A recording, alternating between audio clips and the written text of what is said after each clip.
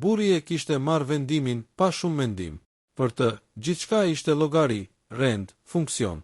Gruaja nuk ishte më bashkëshorte, ishte një nevojë praktike. Dikush që do t'i mbante shtëpinë në rregull, që do t'i gatuante ushqimin çdo ditë, që do të ishte aty pa bërë pyetje. Dhe ai e quante këtë punësim. Arbeni ishte një burr rreth të 40-tave, i suksesshëm në sytë e botës. Kishte një biznes të vogël që po rritej, një shtëpi të madhe në periferi të qytetit dhe një emër që njerëzit e respektonin. Por pas dyerve të mbyllura, ishte një njeri i ftohtë, i mësuar të komandonte dhe të mos shpjegonte asgjë. Dashuria, sipas tij, ishte një luks për njerëz të dobët. Mira, gruaja e tij, ishte krejt e kundërta. Kishte sy të qetë, një buzëqeshje që dukej sikur mbante brenda dhimbje të vjetra dhe një durim të pashpjegueshëm. Ajo nuk kishte ardhur në këtë martesë përpara apo rehati. Ajo kishte ardhur me shpresën se ndoshta, me kohë, Arbeni do të ndryshonte. Se ndoshta, nën atë pamje të ashpër, kishte një njeri që dinte të donte. Por vitet kishin kaluar dhe shpresa ishte venitur ngadalë, si një qiri që digjet pa u vënë re. Një mëngjes, Arbeni u ul në tryez dhe pa pjatën përpara tij. Vez, bukë e thekur, djath. Gjithçka e rregullt, si gjithmonë. Nga sot, tha ai pa ngritur kokën, dua që të përqendrohesh vetëm në gatim dhe shtëpi. Asgjë tjetër. Unë të mbaj, ti bën punën tënde. Mira u ndal për një çast. Duart i mbetën pezull mbi lavaman. Nuk ishte hera e parë që ai fliste kështu, por këtë herë diçka ishte ndryshe. Toni prerë, i ftohtë, pa asnjë grim respekti. Arben, unë jam gruaja jote, foli ajo me zë të ulët. Jo punëtorja jote. Ai ngriti syt dhe e pa drejte në fytyrë. Gruaja ime bën atë që duhet për këtë shtëpi. Dhe ti e di shumë mirë se çfarë di të bësh më mirë. Fjalët ranë rënd në ajër. Mira nuk tha asgjë më. U kthye në kuzhinë dhe vazhdoi punën. Por brenda saj, diçka u thye. Jo me zhurmë, jo me lot. Thjesht u thye. Ditët kalonin njësoj. Arbeni ikte herët, kthehej vonë. Ushqimi ishte gjithmonë gati, shtëpia e pastër, rrobat e hekurosura. Ai nuk falenderonte, nuk pyeste, nuk vërente asgjë. Për të, kjo ishte normale. Kjo ishte puna e saj. Por Mira nuk ishte thjesht një grua që gatuante. Ajo kishte mbaruar diku një shkollë kuzhine, një ëndër që e kishte lënë përgjysmë kur u martua. Gatimi për të nuk ishte detyrë, ishte gjuhë, një mënyrë për të folur pa fjalë. Dhe një mbrëmje, ajo vendosi të fliste. Arbeni u ul në tryez si zakonisht, por këtë herë, aroma që mbushi shtëpinë ishte ndryshe. Nuk ishte ushqimi i zakonshëm, i shpejt, praktik. Ishte diçka e thellë, e ngrohtë, që të kujtonte fëmijërinë, nënën, shtëpinë. Çfarë është kjo? Pyeti ai, pa e fshehur habin. Dark, u përgjigj Mira shkurt. Ai provoi një lugë, pastaj një tjetër. Diçka në fytyrën e tij ndryshoi, edhe pse u përpoq ta fshehte. Është mirë, tha, sikur po pranonte një dobësi. Mira nuk buzëqeshi, thjesht e vështroi, që nga ajo natë, çdo darkë ishte ndryshe. Jo vetëm në shije, por në ndjesi. Ushqimi i saj sillte kujtime që Arbeni nuk i kishte menduar prej vitesh. Darka me prindërit e tij, e qeshura e nënës, zëri i babait që e thëriste në obor. Gjëra që ai kishte varrosur nën ambicie dhe ego. Ai nuk e kuptonte se çfarë po ndodhte. Vetëm ndjente se, për herë të parë pas shumë vitesh, shtëpia nuk i dukej bosh. Por Mira kishte një plan. Jo hakmarrje, jo lojra, diçka shumë më të thellë. Një mbrëmje, teksa Arbeni po hante, ajo u ul përballë tij. Ishte hera e parë, pas shumë kohësh që nuk rinte në këmbë, duke pritur të mbaronte ai. Nesër, tha ajo qetë, nuk do të gatuaj.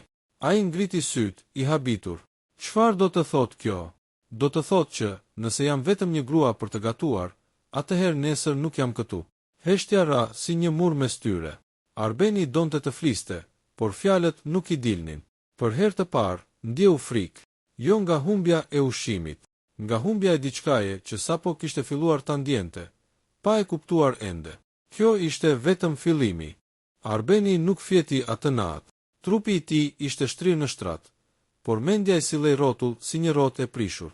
Fjalët e Mirës i jehonin në kokë. Nëse jam vetëm një grua për të gatuar, atëherë nesër nuk jam këtu.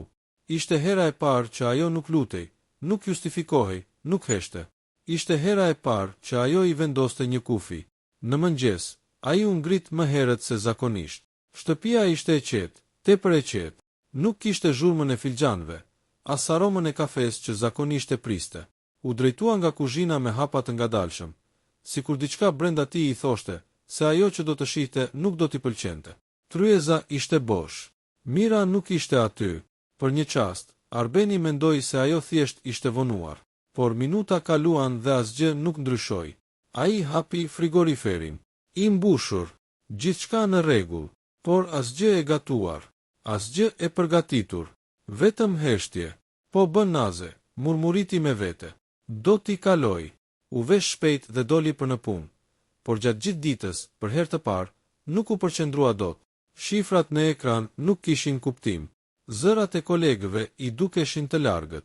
Diçka i rëndonte në kraharor, një ndjesi e panjohur për të. Në drek, hëngri diçka shpejt e shpejt në një lokal pranë zyrës. Ushqimi ishte i ftohtë, pa shije. I kujtoi pa dashje darkat e fundit në shtëpi. Aromën, ngrohtësinë, dhe e kuptoi se nuk ishte thjesht ushqimi që i mungonte. Kur u kthye në shtëpi në mbrëmje, Mira ishte aty, ulur në divan, me një çantë të vogël pranë këmbëve. U ktheve, tha ajo qetë. Çfarë është kjo sjellje? Shpërtheu ai. Pse nuk ishte asgjë gati? Ajo e pa drejtë në sy, pa frikë, pa lutje, sepse sot nuk isha punëtorja jote. Po ti e di që unë punoj gjithë ditën. Zëri i tij u ngrit. Shtëpia është përgjegjësia jote. Mira u ngrit ngadalë. Çanta mbeti në divan. Gabohesh, Arben. Martesa nuk është kontratë pune, dhe unë nuk jam më e gatshme të jetoj si e padukshme. Fjalët e saj e goditën më fort se çdo britëm. Ai hapi gojen për t'u përgjigjur, por ajo vazhdoi. Për vite të tëra kam gatuar, kam pastruar, kam heshtur.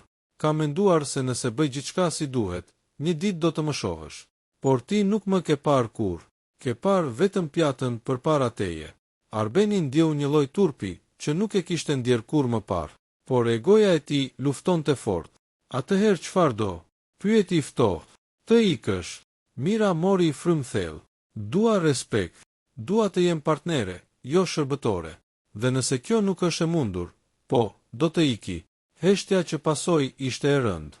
Arbeni ndjeu se po humbiste kontrollin, gjë që e tmeronte më shumë se çdo gjë tjetër. Rri, tha më në fund. Do flasim. Ishte hera e parë që ai nuk urdhëronte, por kërkonte. Ditët që pasuan ishin të çuditshme. Mira nuk u kthye në rutinën e vjetër. Ajo gatuante vetëm kur kishte dëshirë. Disa ditë jo fare. Arbeni u detyrua të merrej vetë me gjërat që nuk i kishte bërë kurrë. Të përgatiste diçka për të ngrënë, të pastronte, të priste. Në fillim e uren këtë, por pak nga pak diçka ndryshoi.